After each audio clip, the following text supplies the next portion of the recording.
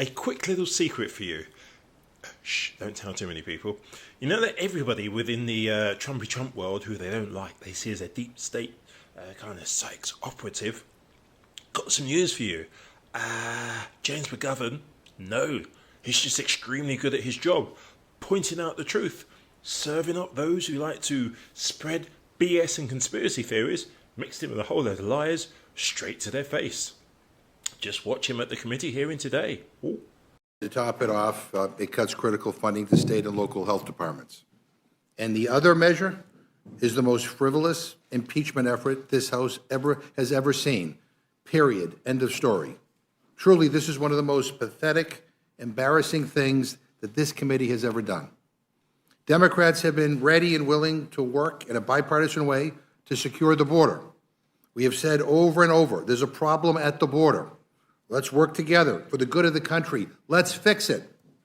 And what have House Republicans done? They've consistently played politics with our national security. They refuse to take action on the border because they're taking their marching orders from Trump. They hold press conferences. They go on the House floor and scream and yell. They rant and rave about immigration and border security. But when it comes time for action, when it comes time to work with Democrats and the president to get something done, they refuse. Mr. Chairman, the bottom line is that the president alone cannot fix broken laws without Congress. And blaming President Biden or Secretary Mayorkas or anyone else for this is simply the strategy of those who want there to be chaos at the border so they can use it as a campaign issue. We had a bipartisan security and immigration bill come out of the Senate over the weekend. I'm still reviewing it. But House Republicans say it's dead, D-E-A-D, all caps. I mean, did Trump dictate that from Mar-a-Lago? Are you seriously going to come here and look us in the eye with a straight face and claim this is all about the border? When you refuse to come together with Democrats and to work on the border? No, you'd all rather advance this baseless, extreme, unconstitutional impeachment stunt. It's really something else. I mean, I don't think I could have said it better than Oklahoma's own senior senator, James Lankford. Just on Fox News this morning, he said, and I quote, "Are we as Republicans going to have press conferences and complain the border is bad and then intentionally leave it open?" That's exactly what House Republicans are doing. Complain, complain, complain, and then say, no, no, no, we don't actually want to do anything about the border. We just want to complain. And the reason why is simple. Look at the sponsor of this resolution. Look who is leading this effort, Marjorie Taylor Greene. She's the leader of this charade, and she said it herself. This is her quote. Let me use her words. She said, beautiful dessert. This is beautiful dessert. That's her line. In exchange for her vote on the, quote, shit sandwich debt ceiling bill. I mean, are you guys kidding me? This is who is dictating the House floor schedule? Is she now the majority leader? Marjorie Taylor Greene? Someone who proudly speaks at white supremacist rallies? Someone who promotes Holocaust deniers? Someone who compares Joe Biden to Adolf Hitler and who says COVID mask requirements are the same thing as Nazi gas chambers? Someone who says wildfires are caused by Jewish space lasers and that 9/11 was an inside job? That's the person that you've put in charge of this whole Republican agenda right now? The clowns are running the circus around here. And we're wasting hours and hours of time this week on Marjorie Taylor Greene because what? She wants to impeach somebody. And don't even get me started on her absurd censure resolution of Congresswoman Omar that she introduced because she doesn't know how to use Google Translate. We could be actually debating and voting on a border security package, but we can't because Marjorie Taylor Greene is in charge and Speaker Mike Johnson is terrified of her and her MAGA extremist friends. And we all saw how good that worked out for the last guy. Her whole legislative agenda is revenge, retaliation, and impeachment. She's introduced, get this, 20 pieces of legislation in this Congress, 20. And 10 of them are to impeach or censure people she doesn't like.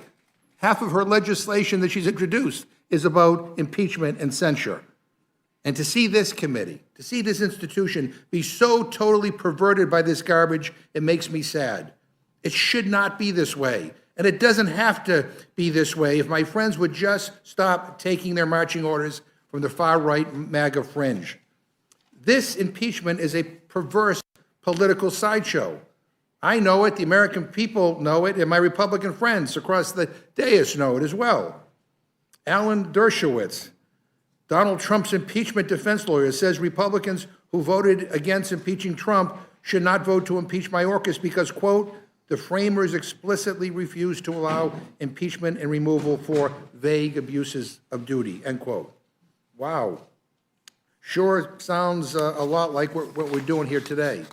Jonathan Turley, I mean, a guy you bring up all the time, Jonathan Turley, a guy that Republicans fawn over, says, and I quote, no current evidence he, meaning Secretary Mayorkas, is corrupt or committed an impeachable offense, end quote.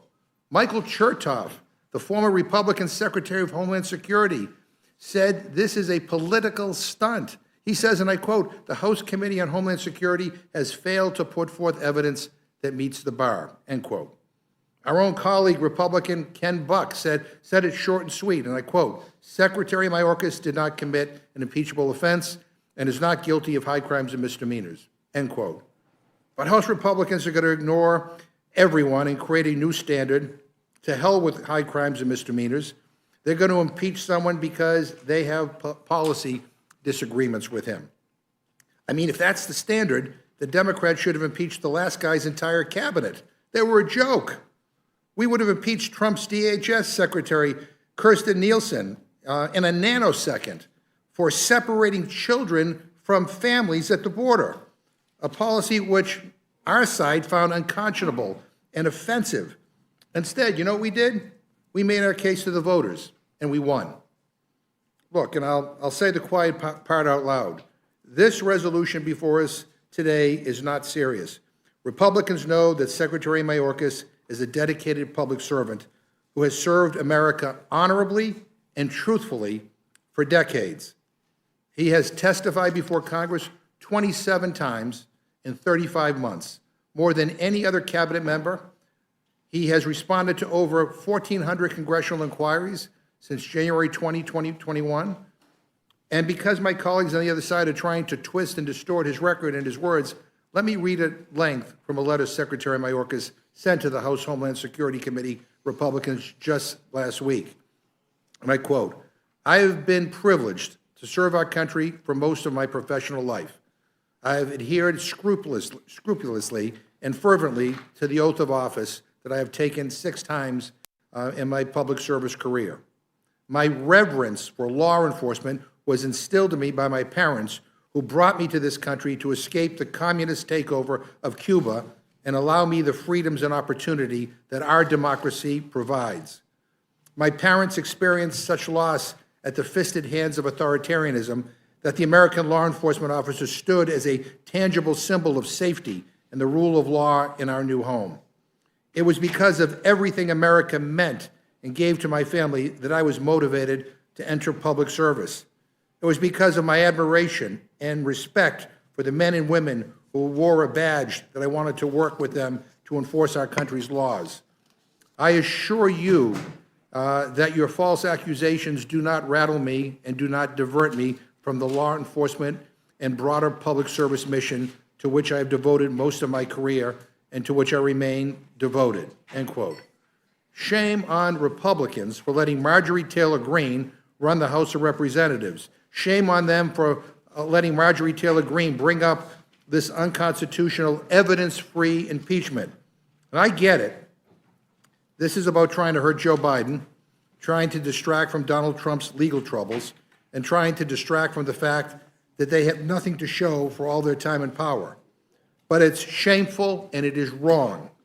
You guys have spent more time, this Congress, focused on who is doing what job instead of just doing the job. And I would say that history is going to judge you, but I don't think we need to wait for that. The voters are going to judge you in November. And I think people are going to look at this hearing, they're going to look at this Republican majority's record, and they're going to vote you out of office because of your total incompetence, your extremism, and your refusal to work in a bipartisan way to try to get anything done around here, including the border. And with that, Mr. Chairman, I yield back.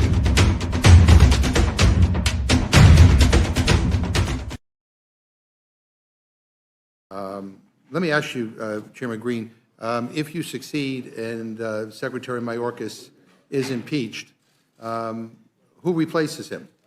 Do we know who will be in charge? Well, I assume that there's a deputy who would step forward. You know the in an name interim. of the, you know the name of the? No. You don't? No. So, I mean, it seems like it's a pretty. I don't see why that's relevant. Well, it is, I mean, because the question is, I mean, will it be somebody who is implementing Biden's policies? So if he or will it murdered be someone, would we just not get him out of office Well, because he, so you I don't- mean, you there's don't- nobody named so- to so follow him? The answer to the question is you don't know. You're right, who- I who will don't. replace. Okay, so let me ask you this.